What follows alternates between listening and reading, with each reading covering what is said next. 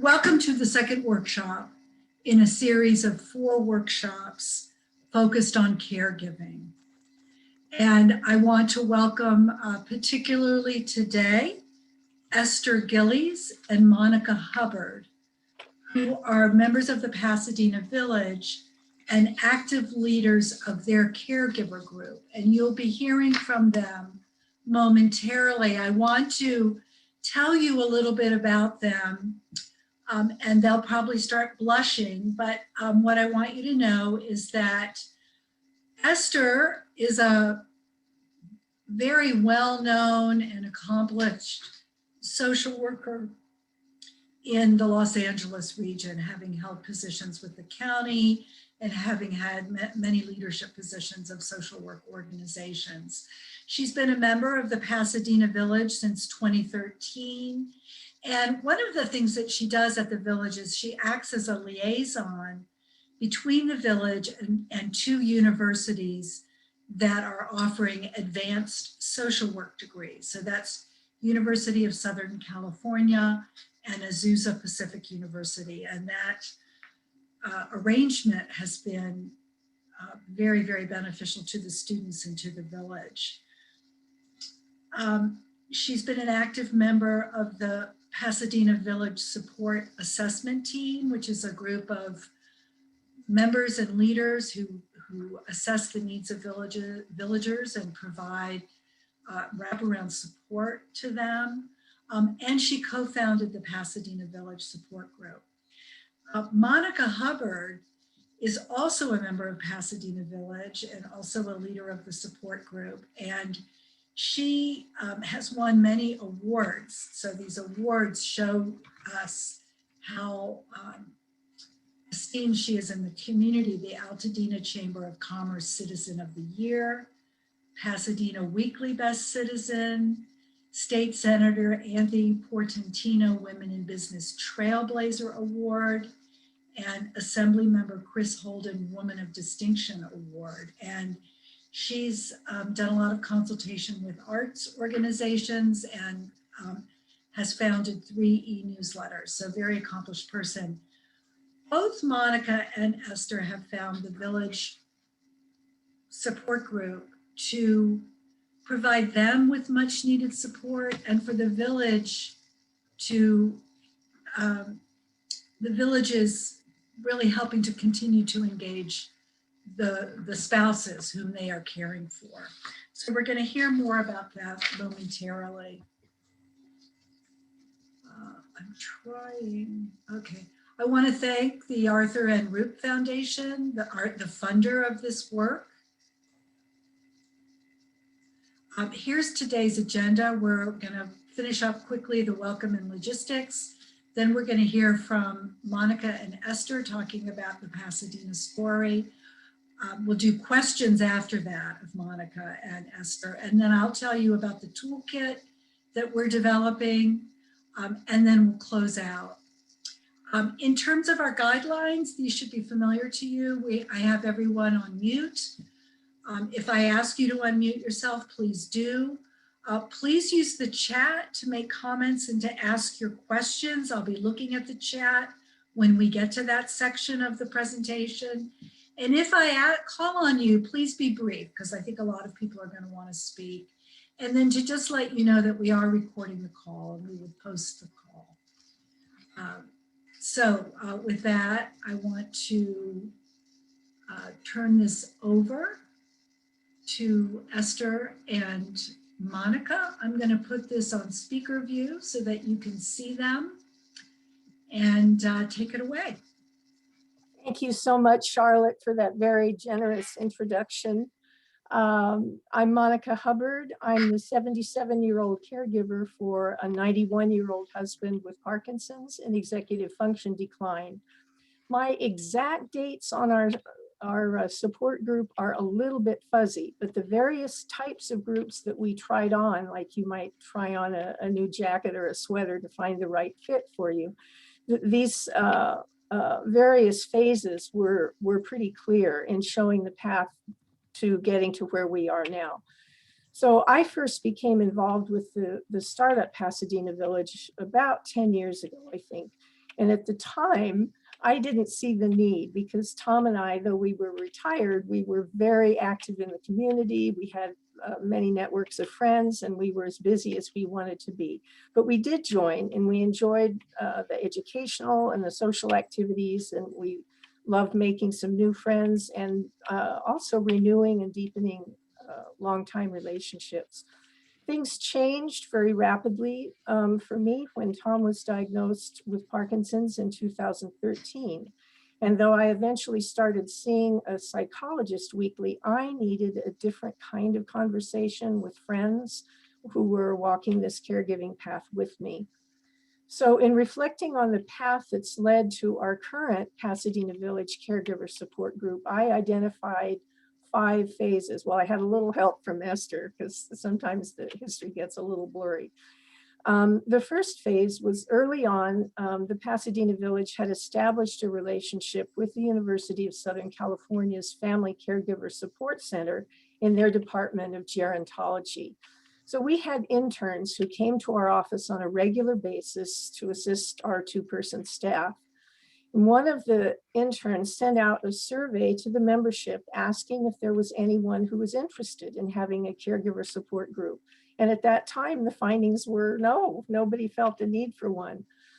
Well, a year or so passed, and USC decided that they wanted to offer a caregiver support group for the entire Pasadena community, facilitated by a USC social worker. And USC invited our Pasadena Village to host the group in the meeting room at our office, and that offer was accepted. So this group was facilitated by the USC social worker and one social worker intern who was already working in our office. We met once a month for an hour and a half. The group was open, as I said, to the entire community, and the group included both community members and village members. As you can guess, the group had widely divergent backgrounds, socioeconomic status, levels of care being provided. There were some regulars who showed up every week, and then there were some new people, not every week, every month. We met once a month. And then there were new people each month. That meant, of course, that the ground rules were reviewed at the beginning of each session for the new people. The kinds of caregiving varied widely in this initial group. And very soon, Pasadena Village members started dropping out because the group wasn't, for whatever reasons, it wasn't what they expected or it wasn't meeting their needs. And after a few months, the group ended. USC terminated that particular group. However, Pasadena Village members who had participated in that group felt the need and interest was still there. So phase 3 began, and the caregiver support group was restarted, this time just for Pasadena Village members. And again, with a USC social worker, licensed clinical social worker facilitating, and one of our own Pasadena Village social worker interns assisting there to take notes or do whatever help. And that started off okay. And then the USC facilitator had some family health issues and she had to leave. And then there were some internal issues at USC. So phase 4, we tried to keep going with a member of our village as a facilitator. We are blessed with a very deep talent pool in the Pasadena Village.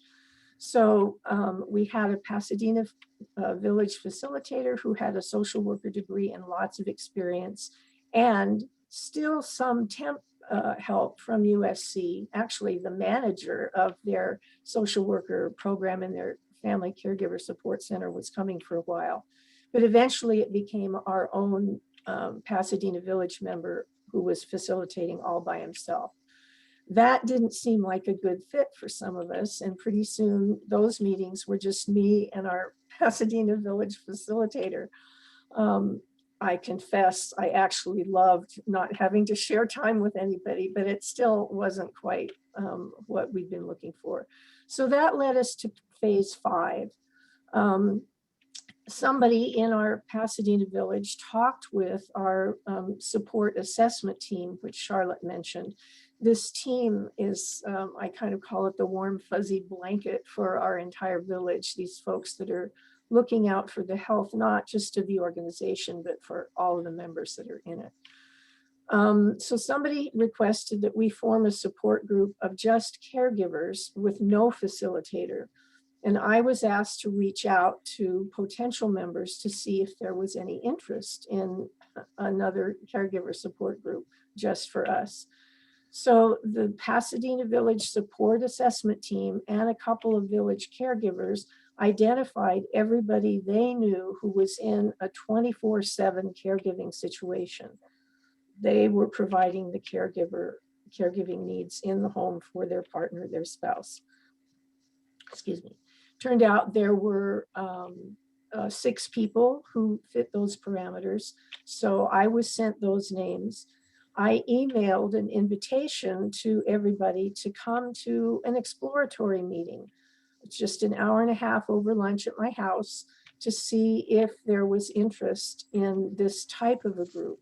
We determined a date, and prior to the meeting, I distributed an article that one of the members had sent me on the difference between a therapy group and a support group, and for all of us to read ahead of time. And you're going to see that article later in the toolkit that Charlotte mentioned. So I asked folks to read that and to come to the lunch with their needs in mind and ideas on how we might proceed if people wanted to proceed. We all know, I think that, and there's research that shows that people are more invested in something if they have co-created it. So it was very important that we not have anything etched in stone before people got there, just to see, do we want a group? And if so, what might it look like? So once we'd established that we wanted the support group, I took the group quickly through 10 questions on how to get organized. And those questions were lifted directly from that article that I had distributed. We were unanimous. Everybody said they did not want an outside facilitator. So we quickly took care of some of the mechanics, how often we would meet, the meeting dates and times, and we created simple guidelines. I'm going to ask Charlotte if she'll post those guidelines, pretty simple, over in the chat function, so you can take a look at those when she gets them posted. So after that hour and a half lunch meeting, we sent our meeting notes and the agreements that we'd made and our very, very simple guidelines to our executive director, and we were off and running. So here we are now. It's a year and 1 month later. There are 6 of us. We decided to limit the group to not more than 8 village members. There is research out there that shows for groups between 7 and 11 is optimum for good discussions. The other parameter was that those members must be providing the 24/7 caregiving for their partner in their own home. We meet twice a month for an hour and a half. And we were thankfully able to pivot very quickly to online meetings when the pandemic hit and we could no longer meet at our village office. So we meet by Zoom, and I just get practically giddy every time we have a meeting that I'm going to see people's faces. It's so wonderful. There's no official facilitator other than whoever is host, who handles just the technology mechanics. And ends the meeting. At the beginning of the meeting, we go around and do a quick check-in, and then the conversation goes where it goes. So that was our path to where we are now. And now Esther is going to take over, and she's going to discuss other aspects of our group, including issues that are common for us caregivers. Thanks. If I may, Monica, I do want to make one comment about our guidelines, that they are guidelines, suggestions. Mhm. And I do know that even within the village, there are some questions about the guidelines we chose. So anyone who is developing a group may face that issue too. The restriction to 24/7 caregiving limits the number of the type of people that join the group. And that has been a question in my own mind. That's not a necessary thing for any group to have, and it should be greatly considered when forming a group. That may be important, it may not be important for other types of groups. But I just wanted to comment on why would we need such a group? What kind of issues draw us to the need for the support of the group? And I have a whole page, but I will keep my eye on the clock and allow time for questions because I can go on and on and on. First of all, well, let me introduce myself as Monica did at the beginning. I'm a 79-year-old member, and the person in our home who needs caregiving is my husband, who was diagnosed about 3 years ago with normal pressure hydrocephalus, which gives you a sense of the diversity in the kinds of problems that are presented in our group. It's not just one kind of a group. It's physical limitations, it is mental limitations, and it's combinations of both. And could at any time be something brand new. So for our group, and I think this may apply to other villages, given that the village members are older, they may have been are more likely to have been in long-term relationships with a partner or a spouse. And so when this particular kind of a problem emerges, one of the frustrations I experience is when a doctor says to me, "When did it begin?" I don't know. It makes me sound pretty stupid, Well, you didn't notice? Well, it creeps up. It creeps up in many instances. There are problems that begin to emerge and they're not seen for what they are. And it may take a long time before it dawns on the caregiver, this is a problem. So it's hard to answer that question of when did it start? But it's often a gradual, or it could be a sudden shift in responsibilities. All of a sudden, the caregiver is required to do things that in that long-term relationship were always done by the other. Plumbing problems, in my case, sprinkler systems, tree care, and bill paying. And all of a sudden, little by little, I am now the bill payer. I have to deal with the trees. I have to deal with the sprinkler systems. And so I'm learning a lot of new things I didn't know, but I didn't know them for a reason. They were my husband's job. They're now my job. And I think that that's a common occurrence with the kinds of problems that we deal with in our group, and I suspect this is pretty universally true. Other areas of learning, navigating the medical systems. We were very, very fortunate in all of our years of marriage that we had next to nothing in the way of medical issues. I was never trained to deal with doctors. We went to the doctor once a year to get a physical, and that seemed kind of a waste of time. But then all of a sudden, there were physical issues. There were other issues, memory issues. There were all kinds of issues. And so the caregiver then becomes the person who is navigating the systems. How do I get in touch with the doctor? Some people will have a clear line of communication to their doctor. Pick up the phone, call his office, get him. Those who are in larger insurance systems may have a more difficult time having to go through a telephone system to get to a doctor. In my case, the doctors that I worked with have all been wonderful, just marvelous. But getting to them has often been a nightmare. And particularly in the age of COVID, the telephone lines get jammed. You can't get through. A 2-hour wait to get to somebody who can tell you, we can't connect you today because. So extreme frustration, but also every time you make a call, you learn something new. You learn about the shortcuts and you keep lists of, this is the way to get to Dr. So-and-so in a hurry when you can avoid the systems that are supposedly the way to get to doctors. So there's a learning curve, but it's also a challenge to be creative and to understand how to get what you need within the medical system. Other things that happen, medications.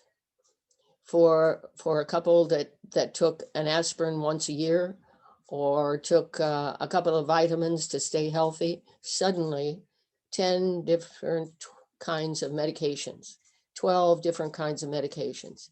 How to manage that and make sure that you know what the medications are for the person you're working with, why they have been prescribed, how long they should be given, when they should be given, is it a morning or an evening? And then what happens when a hospitalization occurs and all the medications are switched around and changed. So you're always keeping up to date with the medications. Another challenge, which can be extremely frustrating and often requires the need to complain to somebody who would understand. The support group. Yeah, the medications changed again. Identifying and engaging in resources. I feel that this is something that occurs primarily in the early phases of membership in a group. You know, you're struggling to find ways to support what you have to do as you begin to learn. I have new responsibilities, but I don't know where to go to get help to do this. The support group can be remarkably helpful. Over time, that need seems to be reduced because you've made the connections that you need and you've learned how to manage them. Then you're identifying and engaging in the resources, which means there's more time involved because you're going to doctor's appointments, you have in-home care services, you have people in the home, people out of the home that you're involved with, a lot of people in life, and managing all of the contacts with people that are supporting the person who is receiving care. And then being able to answer the phone, that's a doctor calling, which I won't take right now. As the responsibilities grow for the caregiver, the isolation has the potential of reducing dramatically. There's much more attention based on the caregiving role than on things that were important and areas in which one was active in the past. It's also an area where in the assumption of responsibilities, another issue for caregivers is decision-making. There's probably a history of shared decision-making that's occurred over a period of years.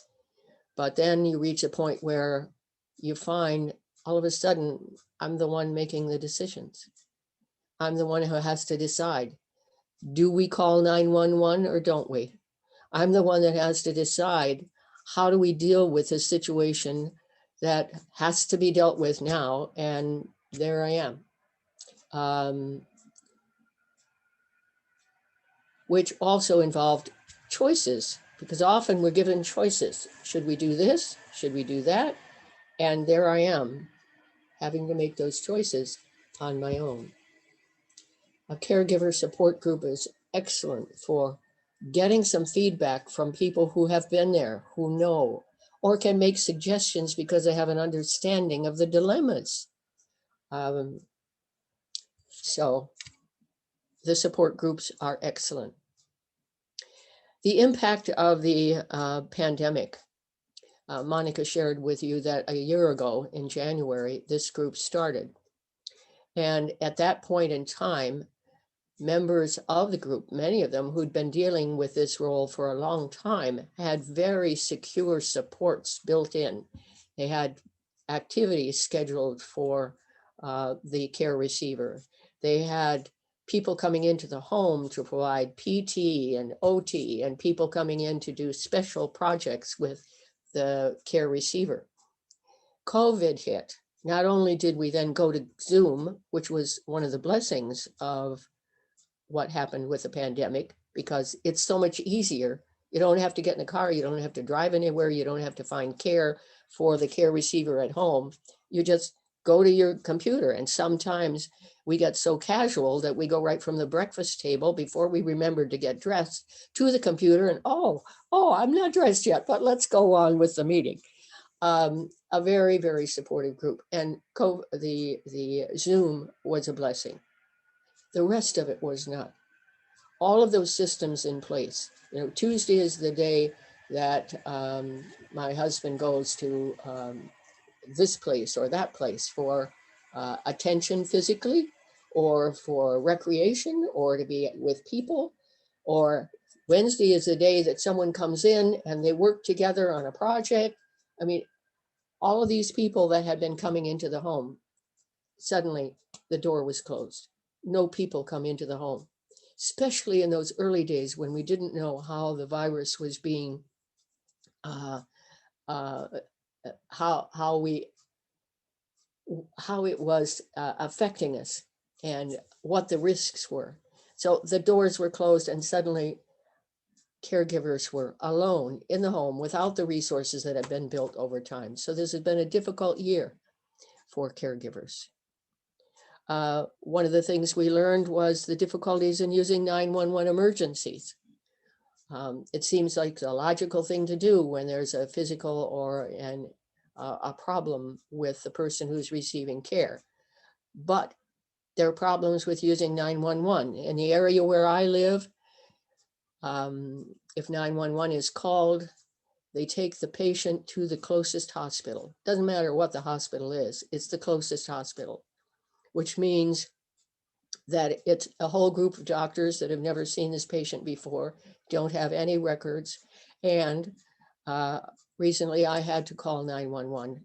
And as they were putting my husband in the ambulance, they turned to me and said, "Do not follow us to the hospital, and do not go to the hospital. They will not let you in."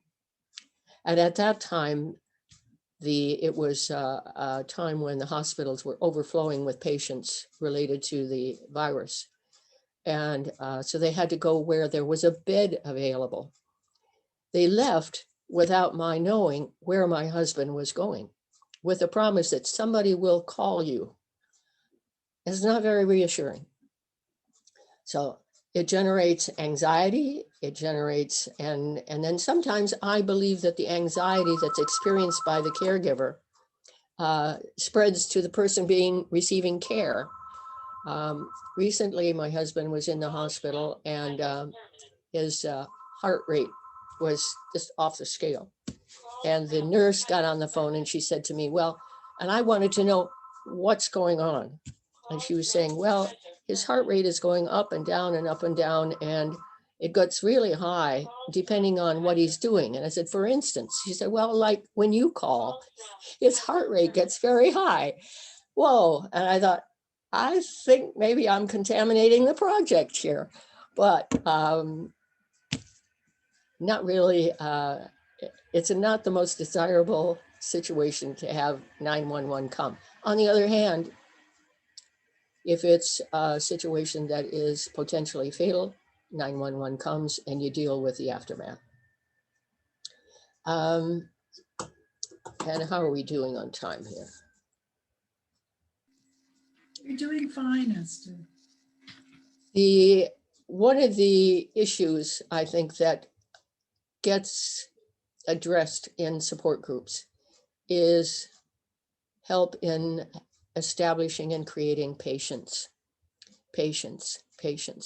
And it's patience not only with the care receiver, but patience with the people who help, patience with the systems that are faulty, patience with the frustration of not being able to get through on a telephone when it's an emergency in your mind, patience in just the whole process of being a caregiver. And I think that that is truly one of the great advantages of having others to talk to. And I do know from other types of social work that I've been involved with over the years that when you get it out, when you can talk about it, there's something about a relief that's experienced. When it's bottled up and it festers inside, it's deadly. And so this offers a wonderful opportunity to not only get it out, but to share it with people who understand how difficult it is to manage. And then there's always, for caregivers who have been independent, strong, and always able to solve problems and manage very effectively, there is a process that I call the struggle with the stay strong expectations. Stay strong, stay strong. I don't want to be strong sometimes. I don't want to be strong. But often in the offer of assistance from those who don't understand, you will hear, you're good, just stay strong. When you get to the support group, they laugh at that, at the stay strong. Nobody stays strong throughout this process without some dips in staying strong. So I think at that point, maybe a good time to open it up for questions. Charlotte? Is that about that time? Yeah, that's great. And I'm wondering what questions people have for Esther and Monica. They've described their group and some of the benefits that they experience from having a group to go to. And I'm wondering if there are questions. I have one for you both. I think I wanted to just lift up this progression, Esther, that you described, the caregiver experience of moving from being new to the role and um, learning a lot, excuse me, learning many skills, having many challenges and many skills in relationship to what I call the concrete, the medical appointments, the logistics, the kind of day-to-day challenges of supporting someone's physical health and emotional health. And then as the support group has progressed, you've described to me how a lot of the conversation has gone from, or is no longer as much around navigating the system and the concrete problem solving, but has moved into more of the emotional support. And I wanted, if both of you, and Monica, maybe I'll start with you, since we haven't heard from you in a few minutes, but if you talk about that evolution in the group and just the value of the support at these different phases, the beginning with the concrete challenges and then the emotional piece.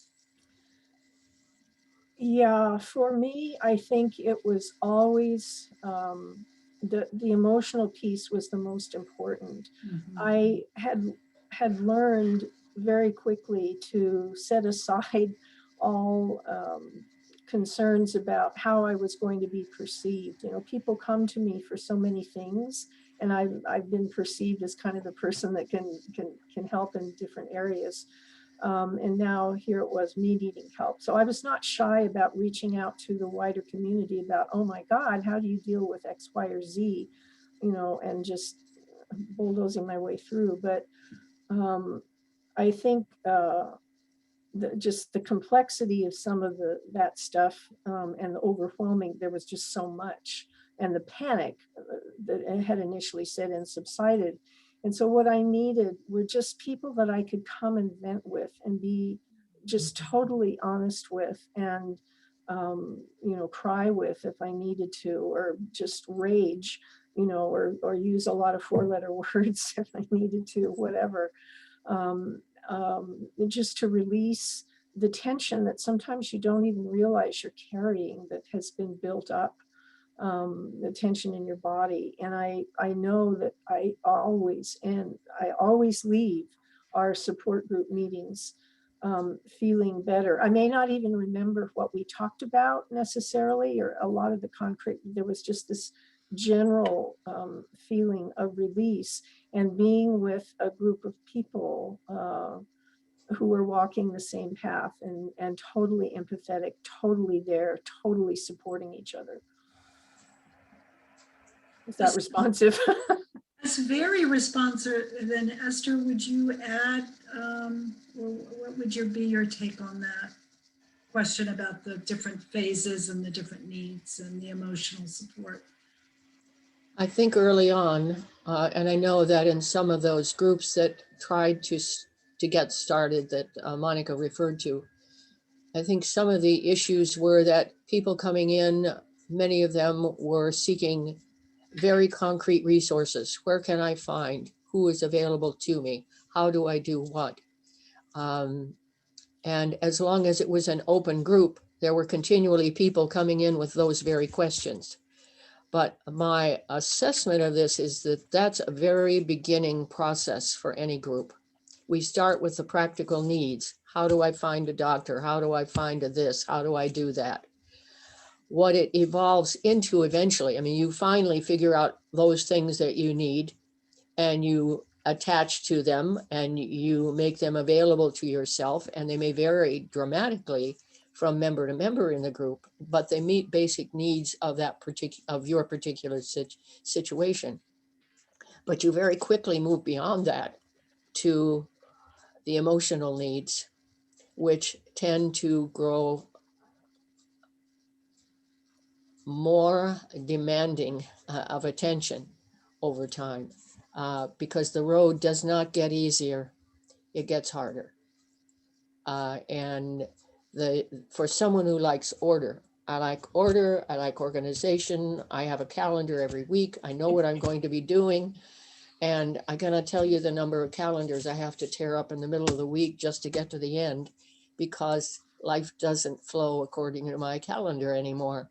And I don't have the total control of what happens on my calendar. So it's shifted from resources to help. I need someone to help me get through the week. There was a question that came through the chat about are the care receiver, the spouses involved in the group? And Monica, you answered that and said no, they're not part of the group. But I did want to ask each of you how the village has supported the care receiver, how the village has continued to engage the care receiver. I think this is something that's very unique to villages and to nesting a caregiver support group within a village. So if you could talk a little bit about that. Yeah, our particular village, well, our caregiver support group has both men and women in it. There's one man and the rest are women. And our Pasadena Village group has a men's group that our spouses are able to go to. That meets once a month. So that is something just for them. And the men really wanted to start it because there were so many women's groups in our Pasadena Village. Well, we want something too. So there is something specifically for the men in the group. In my situation, because my husband has no short-term memory whatsoever, and a group would not be helpful to him. He just wouldn't be able to participate in it. So in terms of our caregiver support group, again, we're just laser-like focused on the 6 of us that are in that group and what our emotional needs are, so that we are better able to be kind and loving and our best selves as much as possible with our partners. Esther.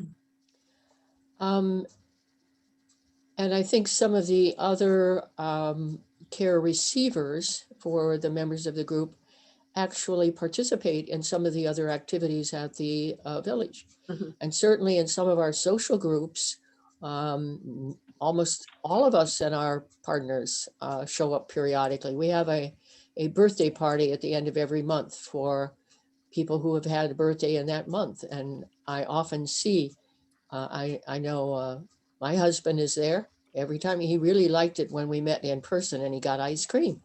But he also attends the Science Monday, and he gets very upset if he misses his men's group. He loves the men's group, and he goes to many of the. He's going to a meeting with me, I think later today. Now he's also very tuned into the Mars mission today, so I may not get him to come to my meeting, but he's very actively involved.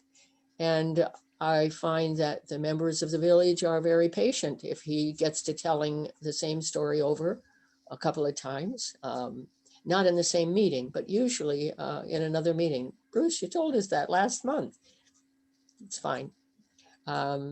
So they're very, very accepting. There was a question about confidentiality. How do you handle confidentiality in the group? I think it's one of our guidelines. What goes on in the group stays in the group. And so even preparing for this today, you know, I had a bit of a struggle. Do I want to share? Hopefully it's been general enough that I'm not talking about what we as a group say or do or how we do it, but just identifying the areas of concern that may come up in a group. I would say it's a very safe group, and I don't think anyone is fearful that what they say may get back to other people. Frankly, what we say is not that interesting to other people, I would guess.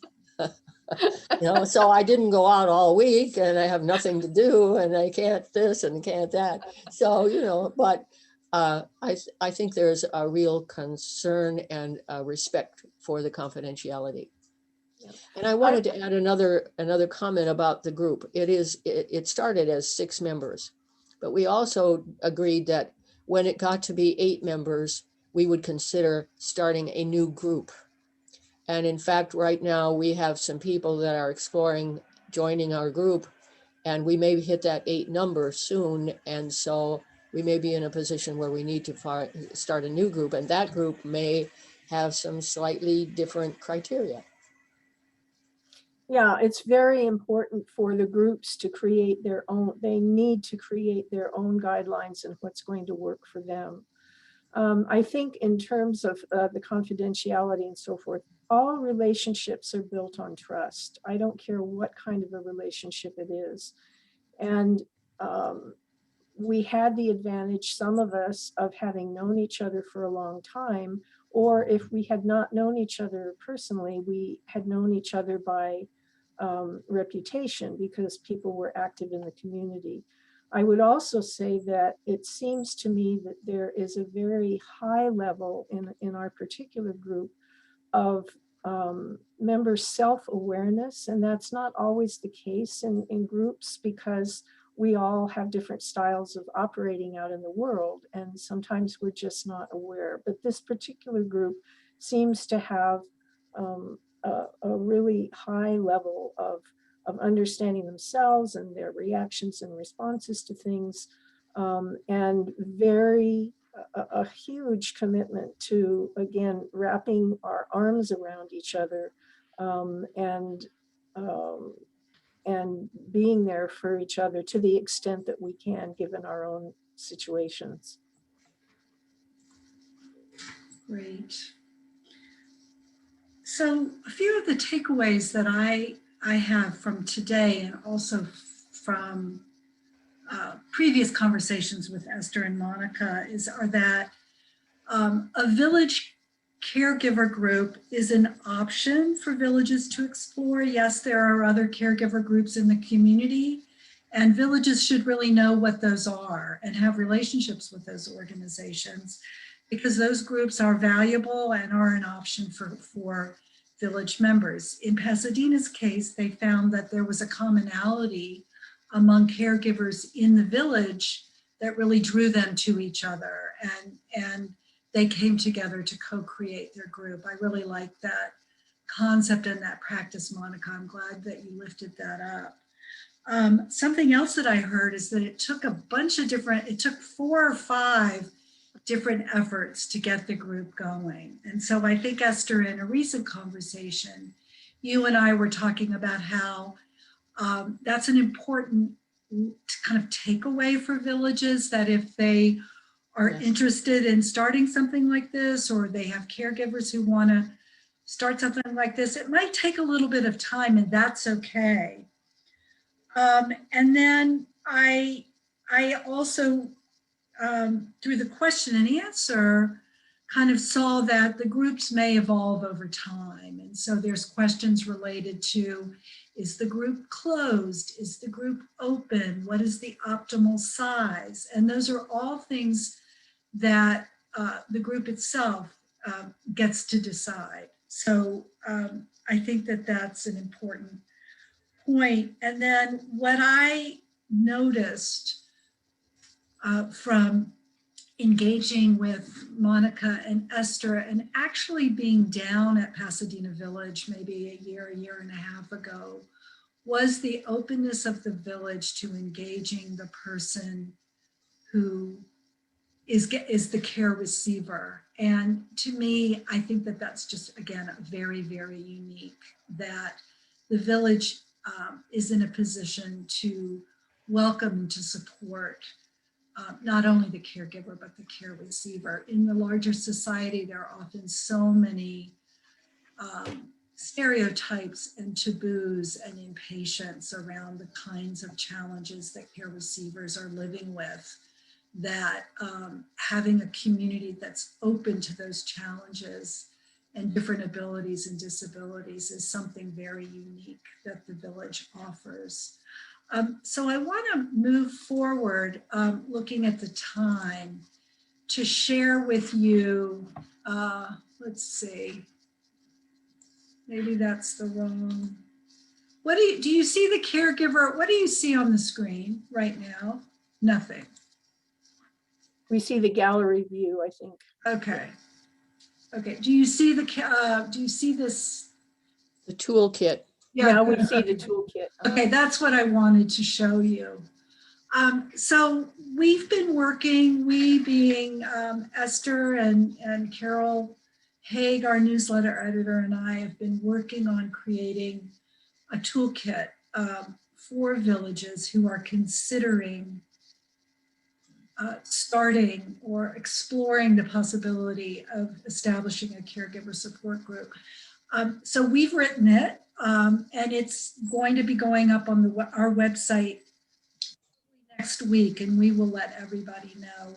But I just wanted to show you the table of contents. And I wanted to kind of describe the toolkit as kind of a set of guidelines and a set of tools that can support members of your village, leaders of your village, to discern if starting a group is something that you want to do, and to help guide your next steps. So it is something that I think it's a do-it-yourself, but we're hoping that we think that it will give you a lot of good food for thought and guidelines for starting this journey toward starting your own caregiver support group, if that's something that you choose. And the grant that we received from the Arthur Root Foundation generously supported the development of this toolkit, also these workshops, and we will be able to support what I'm calling a learning group or a learning cohort that Esther and Monica will be available to you through group Zoom calls, and then also individual calls to provide some feedback, guidance, thought partnership. So We will be publishing the toolkit very soon, and then we'll be encouraging you to take a look at it and engage with it. And then we'll be setting up a group Zoom call to have an opportunity for people to start that journey if you'd like. So I wanted to show you that. I think we do have a couple of other questions. So I think I'll stop the share. We'll ask the questions and then we'll wrap up. So there's a question, how do you find support groups that are near you? Well, one of the things that I want to encourage everyone to do is to establish a relationship with the family caregiver resource centers. They're all over the state. There's one in each region. If you were on the call with Donna Benton last time, that is a resource for you, and they will have information about local caregiver support groups. The Alzheimer's Association also has caregiver support groups. And Esther or Monica, what other suggestions do you have for finding that information? Knowing where your local health departments are, I think they can be very helpful. And it could be right in your backyard that you have the best support that you need. We have, some counties have senior support networks at the county level. I know LA County does. We're very fortunate here in Pasadena that the Huntington Hospital has a caregiver, a senior care network. So there are resources there as well. AARP and some of, I don't know if OWL does or not, but there are other senior organizations that also have resources. And I think some of them are posted, are they not, Charlotte, on the California State website? I thought there were some, I had seen some resources there. I'm But sure that there are, and the toolkit will have some of those links to some of these organizations so that you can go ahead and find out what's happening at the state level and then at the local level. Yeah. So there is a world of resources that we're going to help you navigate towards. Yeah. So do we have any final questions? Let's see. Oh yeah, here we have some more from Katie, the new ED, local universities, Alzheimer's associations, local mental health. You know, one thing that is very good news is that the awareness of the caregiving role and the caregiving economy. When I say economy, what we know now is that most caregiving is done by family members, unpaid caregivers. There is a lot of awareness of that. The California Master Plan for Aging also has a whole chapter on caregiving. It's something that is really being studied and acknowledged. So there are more and more caregiving resources that are available outside. And during COVID, most of this has been happening on Zoom. And so the need for respite care is probably a little less severe than it was when people were meeting in person. And I heard Esther talking earlier about how hard it was to get away before COVID. And now one of the mixed blessings of COVID is that it has been easier for the caregiver group to get together because it is over Zoom.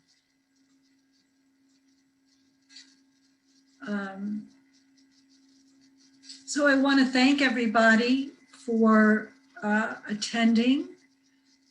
I will be sending out the chat, a copy of the chat. I will be sending out a link to the recording. I will send you an announcement once the Caregiving Resource Toolkit is available. We'll be setting up Zoom calls for those of you who are interested in the toolkit and interested in maybe starting something like this. And I want to thank especially Esther and Monica for your very, very generous offer of time and self-disclosure, the vulnerability that goes with that. We're very, very excited that we had so many of you joining today. So thank you, take good care, and please reach out anytime with further questions and comments. And have a wonderful rest of your day. Thank you. Thank you, Charlotte.